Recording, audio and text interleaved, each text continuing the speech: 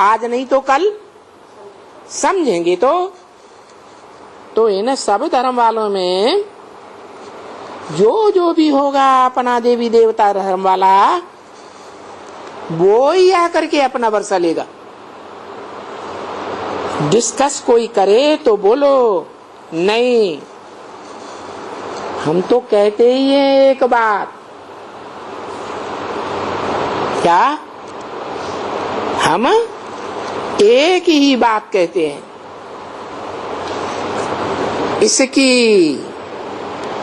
किसकी तरफ इशारा किया? ब्रह्मा की ओर। हम कहते ही हैं इसकी बात। ब्रह्मा के लिए क्यों कहते हैं? हम कहते हैं ऊंचे ते ऊंचा भगवान ब्रह्मा के द्वारा परिचय देते हैं कि वो ऊंचे ते ऊंचा भगवंत कौन है। हम ये थोड़े ही कहते हैं कि ऊंचे ते ऊंचा ब्रह्मा। ब्रह्मा के द्वारा बताते हैं कि ऊंचे ते ऊंचा भगवंत कौन है। हम ये भी नहीं कहते कि ऊंचे ते ऊंचा शंकर।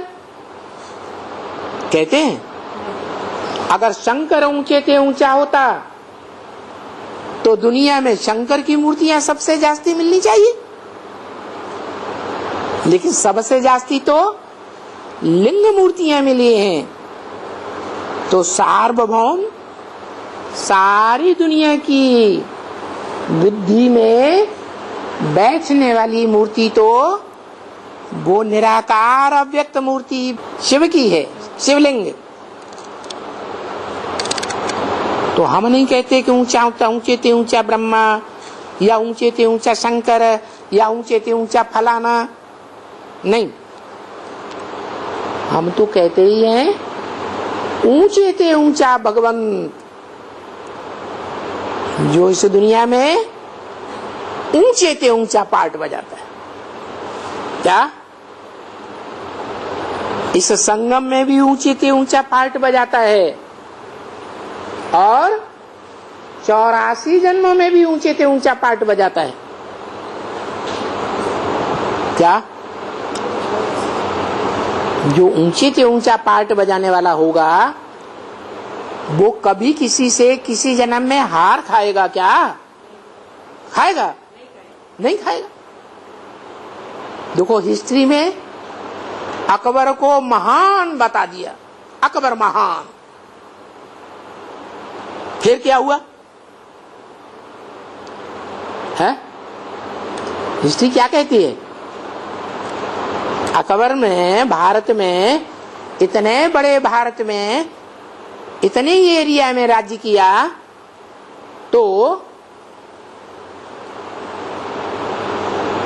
कोई ऐसा हुआ उसके सामने सामना करने वाला जिसको उसने जीत ही नहीं पाया। कौन हुआ? महाराणा प्रताप हुआ ना। ऐसे ही शिवाजी हुआ। ये तो देहभान के आधार पर, हिंसक युद्ध के आधार पर नहीं जीत सके। लेकिन ज्ञान की बातों में भी, होशियारी की बातों में भी, आध्यात्मिक ज्ञान के हिसाब से भी जो इस दुनिया में आकर के ऊंचे ते ऊंचा पार्ट बजाता है, व्यास के रूप में ऊंचे ते ऊंचा पार्ट बजाता है। गीता में लिखा है व्यास प्रसादात। क्या? व्यास की प्रसन्नता से ये गीता ज्ञान मिला। द्वापर में वाल्मीकि ने वाल्मीकि रामायण लिखी, कलयुग में तुलसीदास ने तुलसीकृत रामायण लिखी। तो साहित्य के क्षेत्र में भी ऊंचे ते ऊंचा पार्ट बजाने वाला।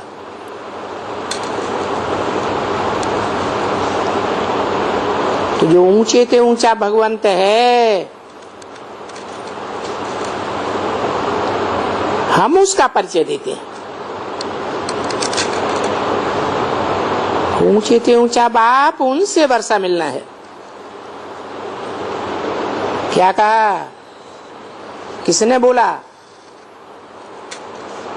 अरे ये बोलने वाला कौन है? शिव बाप। किसकी आत्मा?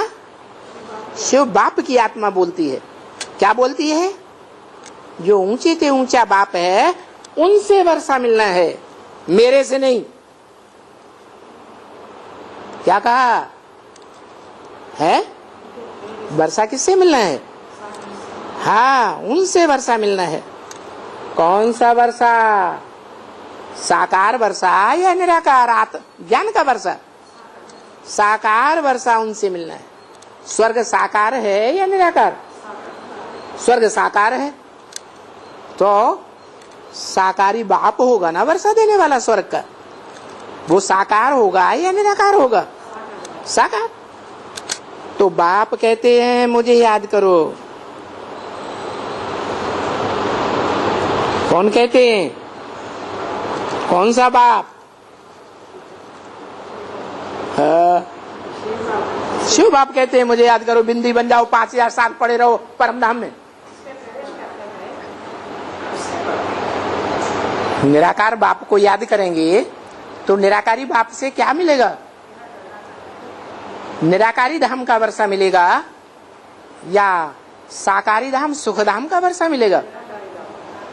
तो निराकार दुनिया में रहना चाहते 5000 साल है? तो बताया कि निराकार आकर के ज्ञान का वर्षा देते हैं और उस ज्ञान के आधार पर जो पहचान मिलती है उस पहचान में मनुष्य सृष्टि का जो बेहद का बाप है, जो नई दुनिया का भी बाप है, नई दुनिया में जो पहला पत्ता कृष्ण है उसका भी बाप है। और जब पुरानी दुनिया बनती है तो उसके लिए भी कहा जाता है कि स्वर्ग की दुनिया मेरी है तो नरक की दुनिया मेरी नहीं है। क्या बोला है? किसने बोला?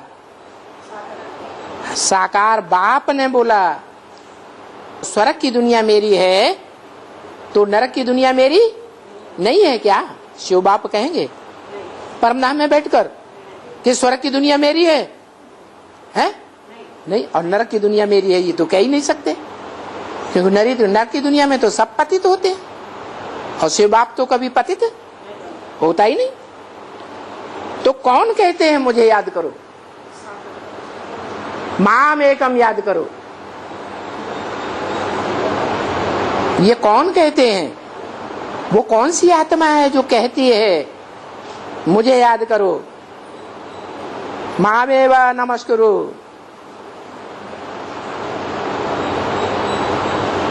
अरे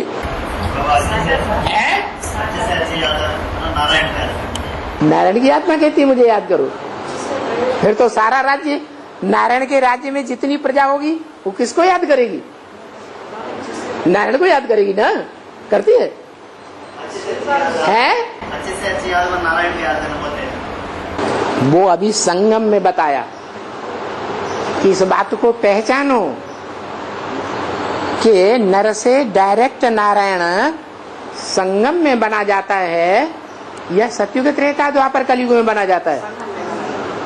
तो वो परिचय दिया, वो नारायण का परिचय दिया जो पुरुषार्थ करके नर से यही नारायण बनता है। ज्ञान तो बुद्धि में आ गया ना। बाप ने तो पहचान दे दी। नारायण का जन्म कब हुआ? अरे तुम्हें परिचय मिला कि नहीं मिला? कब हुआ है? 76 में जन्म हुआ। तो जिनको परिचय मिल गया, जिन्होंने जान लिया कि वो नारायण वाली आत्मा अपने आत्मिक स्वरूप को पहचान चुकी है। क्या? नारायण वाली आत्मा अपने आत्मा के पार्ट को पहचान चुकी है कि षष्ठी रंगमंच पर मेरा ऊंचे से ऊंचा पार्ट क्या है, तो उस आत्मा को तुम बच्चे भी जान चुके हो। वो कहते हैं, तो संगम युग का युग में नारायण तो नहीं कहेंगे, जो नई दुनिया का मालिक बन जाएगा वो नारायण कहेंगे मुझे याद करो। अभी कौन कहते हैं? हा?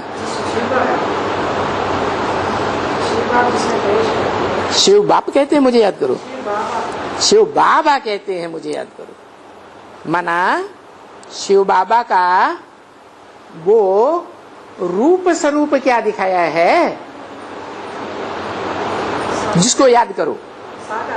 साकार। तो कौन सा रूप है? त्रिमूर्ति में कौन सा रूप है? यही वाणी चल रही है कई दिन से। त्रिमूर्ति के चित्र में कौन सा चित्र है जिसको याद करना है? शंकर का। तो चित्र कौन सा है? शंकर है, विष्णु है, ब्रह्मा है, कौन सा चित्र है? हा? अरे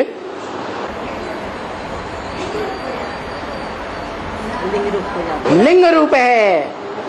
वो जो लिंग रूप ऊपर दिखाया है ना, ब्रह्मा कुमारियां भी जब प्रदर्शनी करती हैं तो क्या करती हैं? 32 करोड़ वाला लिंग रूप सामने रख देती है।